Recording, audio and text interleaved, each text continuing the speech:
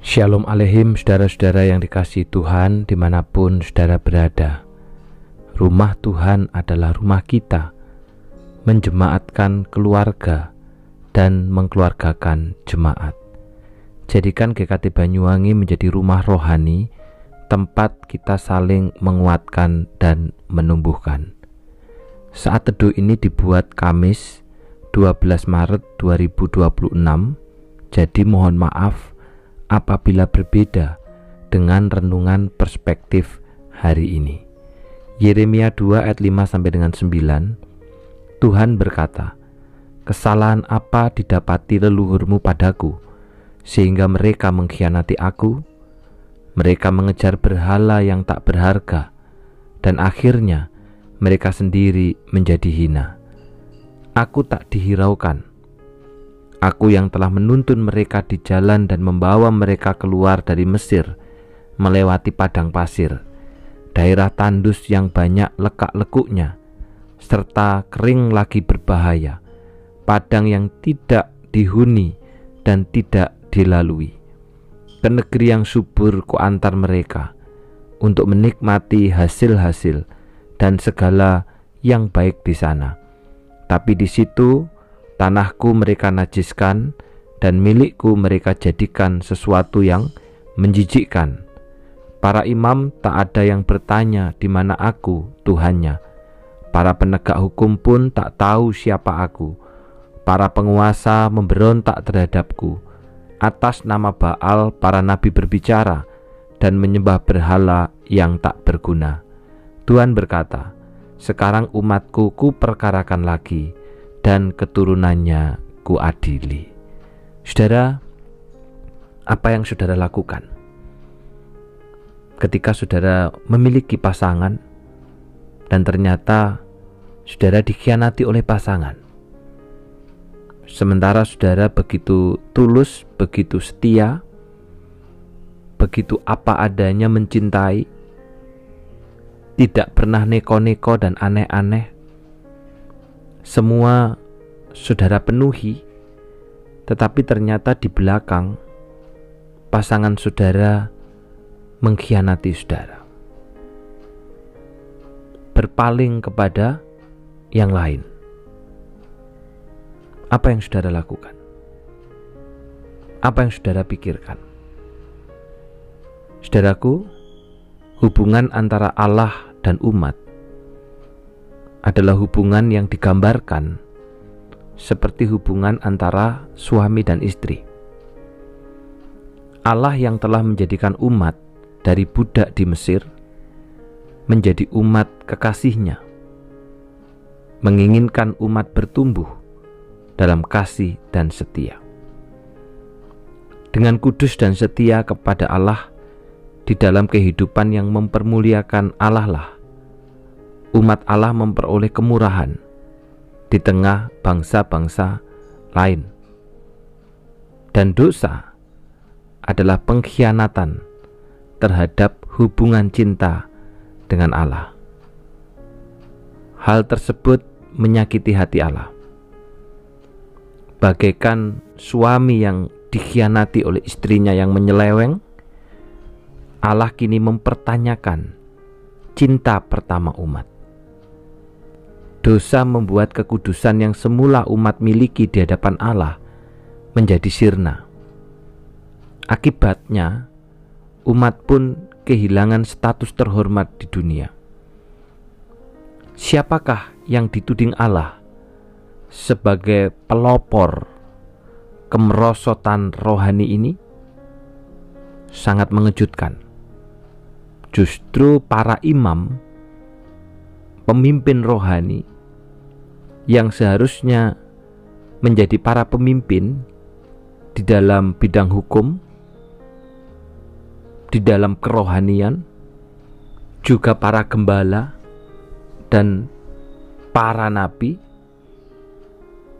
mereka tidak membawa umat untuk kembali kepada Allah, mencintai Allah, setia kepada Allah, namun mereka justru memberikan contoh yang buruk dalam hidupnya. Dalam ayat yang ke-8 dikatakan begini, Para imam tak ada yang bertanya di mana aku, Tuhannya. Padahal salah satu tugas imam adalah mendoakan umat, berdoa syafaat bagi umat. Tetapi para imam tak ada yang bertanya di mana aku, Tuhannya. Para penegak hukum pun tak tahu siapa aku. Para penguasa memberontak terhadapku. Atas nama Baal, para nabi berbicara. Padahal seharusnya nabi berbicara atas nama Allah. Dan ternyata mereka semua menyembah berhala yang tidak berguna. Sangat ironis, saudara, para imam yang dipandang sebagai rohaniawan justru menjadi contoh keberdosaan. Para pemimpin rohani yang seharusnya menjadi garda terdepan dalam kesalehan justru yang paling terdepan dalam kesalahan. Mereka berbicara bukan karena mengingat perkataan Allah, namun justru berbicara atas nama berhala. Dan sesungguhnya tindakan yang dilakukan oleh Yehuda, umat pada masa itu, merupakan kebodohan dan kesia-siaan belaka. Mereka meninggalkan Allah yang jelas-jelas telah membuktikan diri di sepanjang sejarah sebagai satu-satunya penolong dan juru selamat mereka. Melihat teguran Allah yang dialamatkan kepada umatnya pada masa itu, kita pun dapat merefleksikan dalam hidup kita hari ini, saudara. Karena Allah yang berbicara kepada umat pada masa itu adalah Allah yang sama juga yang berbicara kepada kita hari ini dalam firman-Nya. Allah selalu menyertai kita dalam pengembaraan kehidupan di dunia ini. Pertolongan Allah itu nyata. Namun seringkali kita bersikap seperti umat pada masa itu, mengandalkan hikmat dan kemampuan sendiri untuk menyelesaikan sesuatu, dan pada akhirnya meninggalkan Allah. Sedikit saja terjadi pergumulan, kesetiaan kita kepada Allah pun mengalami perubahan. Hari ini firman Tuhan mengingatkan kepada kita, biarlah kita tidak sekali-kali meninggalkan Allah demi apapun, karena hal itu sama saja dengan meninggalkan sumber hidup sejati demi kesia-siaan yang menuju kebinasaan.